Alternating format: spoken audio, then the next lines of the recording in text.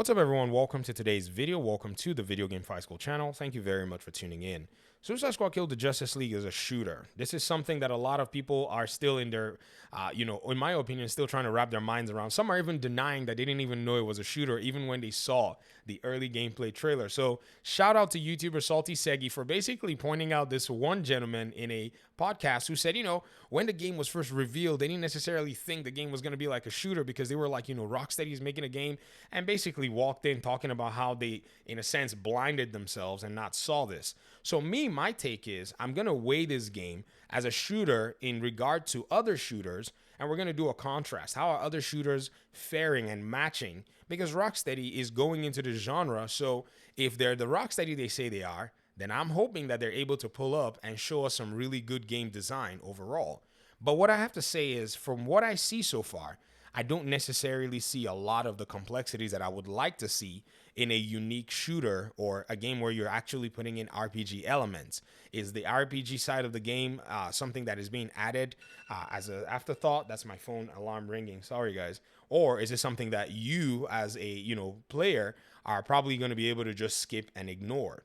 You see, the only shooters that I've played, to me, have been impactful, and I haven't played a lot of them. I'm not really a big shooter person, but the shooters that I've played really do stand out. One of them is the Division 1, and I've also played the Division 2 for a long time. So I'm going to be comparing Suicide Squad Kill the Justice League from that perspective in regard to its depth of mechanics and so on and so forth. I get it. Suicide Squad Kill the Justice League is a game that plays very differently, but the developers did say if you like RPG elements, then you might want to dial into this game. And I think RPG elements really provide a second layer to a video game. So let's look at a few things that I think this game, Suicide Squad Kill the Justice League, are yet to show us and don't necessarily resonate just yet. So the first thing is the mechanics in regard to how deep they are and the gear system that they're bringing in, if at all they will be consequential. You see, the developers unveiled this gear system and they talked about the weapons and talked about the different stats and so on and so forth. But on looking very carefully at these stats and these elements, it doesn't seem like the shooter is going to have too much from the surface level. Now, I say the surface level because if you guys pay very close attention to the way things are here on this menu with the loadout screen, you see that these are just your loadouts, and the stats over here are showing, a few things that your weapon is capable of, like this one says 7% ammo reserve capacity, or 23% critical hit damage for this firearm, or 50% damage to crazed enemies with this firearm. So this is probably trying to lean into some of those things. If you play the Division 2, you also realize that a lot of these different elements are actually paired up with your gear. So when you walk in, you have enemy types that respond differently to the way your gear actually works, the way your team is actually using their gear that affects your own gameplay. So I don't necessarily think Suicide Squad Kill the Justice League has this level of depth. To me, it doesn't necessarily resonate that way because as we're looking at it, you're probably thinking to yourself like, where are, these elements? Where are the mechanics that this is going to pretty much complement other than these, in my opinion, basic stats that you're seeing on weapons and you're probably going to be seeing on gear.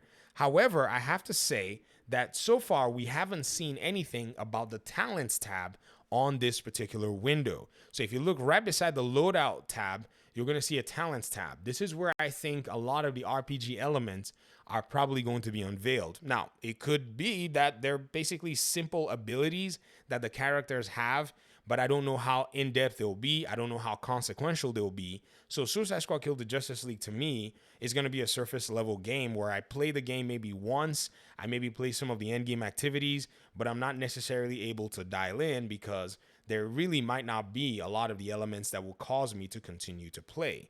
So this is my analysis so far based on what the developers have shown.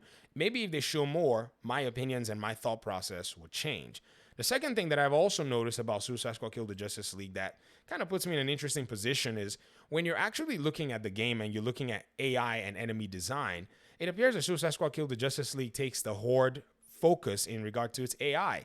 I don't necessarily see a lot of intelligent enemy types. They just, in my opinion, seem to be super basic. In my opinion, the way that they actually are, designed, and the way they're actually a plethora of them everywhere. So these enemies just seem to want to rush you. Maybe you're going to have some melee focused ones that jump on you. Maybe you're going to have some projectile ones that can shoot from distance. And then they had the tanks as well, which are more than likely projectile versions, and say choppers, all of that stuff that you're going to engage with. And to me, it just seems like all they are is just going to be pretty much, damage sponges, meat sacks, just to take a bunch of a beating from you. There's nothing inherently bad about that. But like I said, once you've taken out these enemy NPCs and dealt with them over the course of a few hours, beating the game and so on and so forth, I wonder where the challenge is going to be afterwards. Is it going to be that they're just going to be a little bit more challenging to play against? Is it just going to be a thing that, they're going to provide more enemy variety? These are questions that I still have.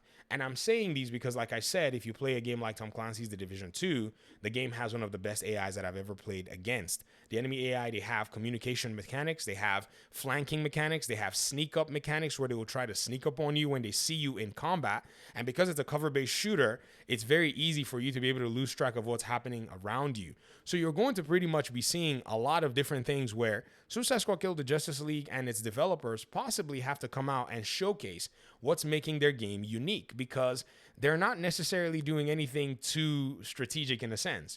If you think about the Division 1 and the Division 2, they have some of the best AI designers in the industry. You got to watch their games developer conference and see how they designed a shooter to be so impactful on many levels.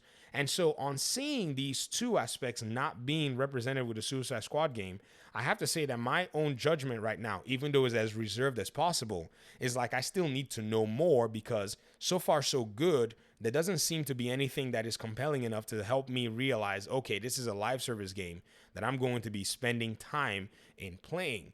And I think that's something that a lot of developers don't necessarily pay very close attention to, is how are you going to be engaging these games to continue to make the game have areas of interest for the player? Because yes, we could play the missions, we could play them over again. It appears that we can probably replay these missions. Sure, we can do the same thing in the Division game, which is something that I guess I appreciate here in the Suicide Squad game. But at the end of the day, where is that end game conversation going to go? Because one thing about these live service games that a lot of people don't necessarily know is you actually have to learn from the others who have done it. End game is very important, because once players beat the base game, they're going to really want to have something that actually resonates in the end game sense that keeps them playing. And if you don't have those aspects of the game ready to go, or a gameplay loop that's going to keep their attention, you're really going to shoot yourself in the foot. I don't want to go ahead and say anything crazy, but I am just saying that the expectations for a game like this are actually very different. In fact, sometimes the game is not even like this, and the expectations are actually even still somewhat similar. The very interesting one was Gotham Knights. I remember a lot of people saying, man, I wish they'd just add more content to Gotham Knights. I wish they would have made Gotham Knights a live service game. But it's not a live service game, and even yet, people have those expectations for the game overall. So if Suicide Squad Kill the Justice League doesn't have that, then in a sense, it's liable to receive a lot of negativity, and this is not necessarily something that we want overall.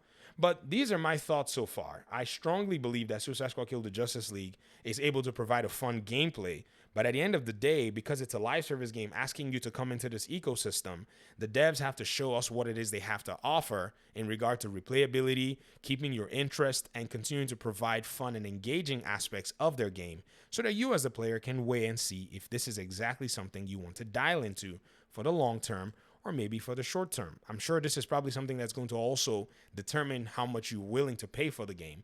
Because again, there are other live service shooters out there that you can pay less for right now and gain way more in terms of gameplay, because they've had years to add DLC, expansions, and even add much more to their games. The Division is one of them. Destiny is one of them. So coming out in this climate as Suicide Squad Kill the Justice League, you got to ask and say, and if you're looking at this from an objective perspective, where is the proposition for me who wants to engage in this game?